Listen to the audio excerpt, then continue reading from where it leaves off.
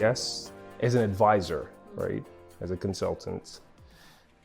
The relationship basis is pretty transactional.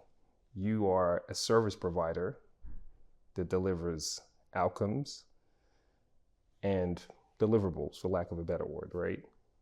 But that's it. So what allows that relationship to persist? You need to layer something on top of it, right? You need to layer the drivers and the motivations for your customer or your client, right? What's important to them, because anybody can deliver value or outcomes, but it takes a bit more to sort of really deliver something that leaves a lasting impact, right? So I think connections are super important to deliver long-term value. Or let me take the hat off as a consultant and put on the hat as an investor, right? You know, when you invest in early stage companies, you invest in people. I mean, they tell you and give you all the projections in 3 years' time, in 5 years' time, we want to be a unicorn or whatever it is. And these financial projections are great, but are they capable of it? You know, what are their hopes? What are their dreams? What are their fears? What are their strengths? What are their weaknesses? It can't just be transactional. I give you a resource or financial support. And that always guides me. Like, I came across this relationship, or this equation, I should say. Trust is a function of credibility, right? So your words, what you say matters, right? How you package yourself matters. A function of reliability. So you can't just say, you have to do, and you have to do over and over again. Intimacy, right? Connection, emotional connection, deeper than just a transaction happening, but it has an inverse relationship with self-orientation.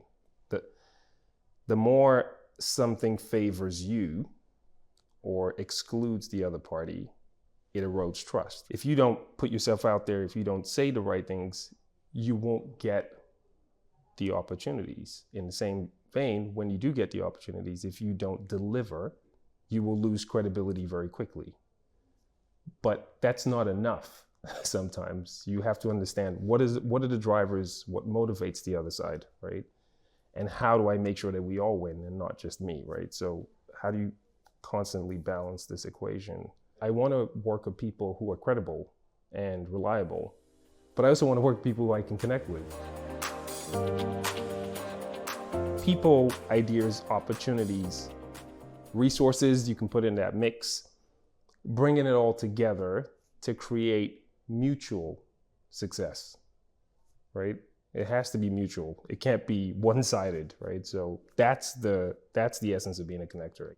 Networking is not being a connector, because I could have a good network, but how do I activate that network to create value? Being a connector for me is people, opportunities, ideas coming together to create shared or mutual value.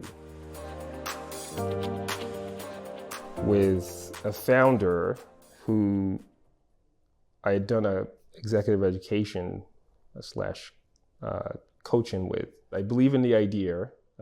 I think this could be a game changer, especially in the region and the sector that I'm playing in. Can you back me, right? Financial backing behind this idea.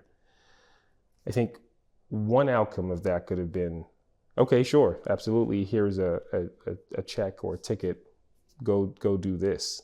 But actually what we ended up doing collectively was rallying our cohort to get over 50 people to invest in the idea, right? With people, idea, opportunity, resource, that is one of the greatest examples, I think, of connection and being a connector, because that idea is now $100 million company from an idea on a piece of paper, right?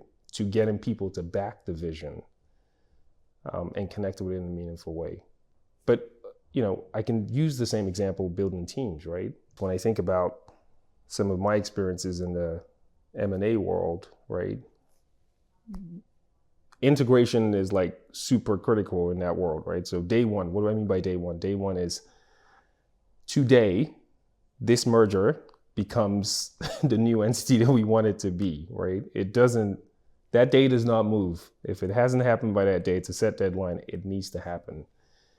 You're dealing with big multinational companies, 10,000s of employees globally, 35 countries, 5 legal entities, et cetera, right?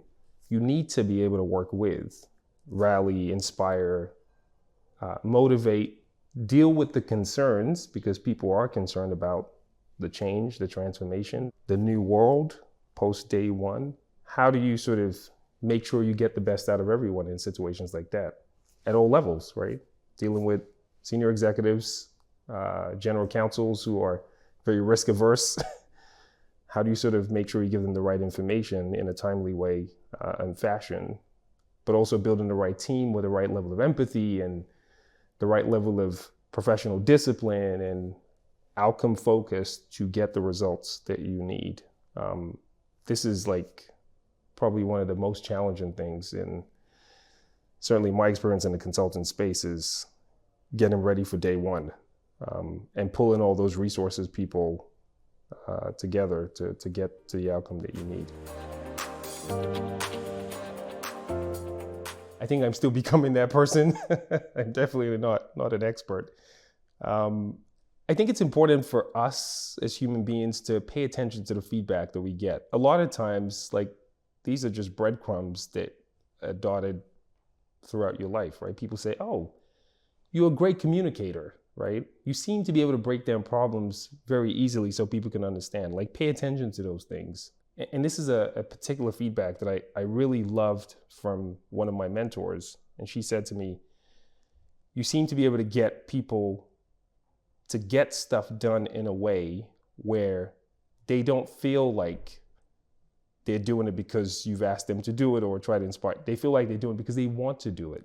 It's because you're not doing it out of self-interest. You're doing it because you want all of us to win, right? So I connect with people. I love to interact. I love to learn from other people. I love to see the world from different perspectives, and just have a curious mindset. I do think, like any muscle, you have to work on it. You have to develop it, right? So, for example, right, you can be born benevolent. You can be born a nice person. I'm very good and whatever. But if you don't practice the act of benevolence, it's just a skill that you have. Usain Bolt is a great example, right? He was born super athletic and a natural sprinter, right? If you were to design the perfect sprinter, you would design him.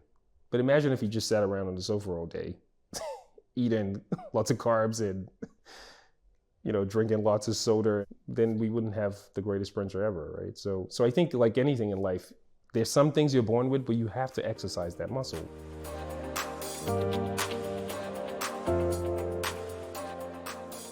First one, understand, internalize, and get very disciplined in following through on the trust equation. It's that's super important. Take interest in other people and situations and circumstances, and be super curious. You have to be a great listener. I think it's good to listen and learn from people. And maybe the last thing I would say is follow through. If you commit to doing something, then you do it. I think that builds trust, the relatability as a connector.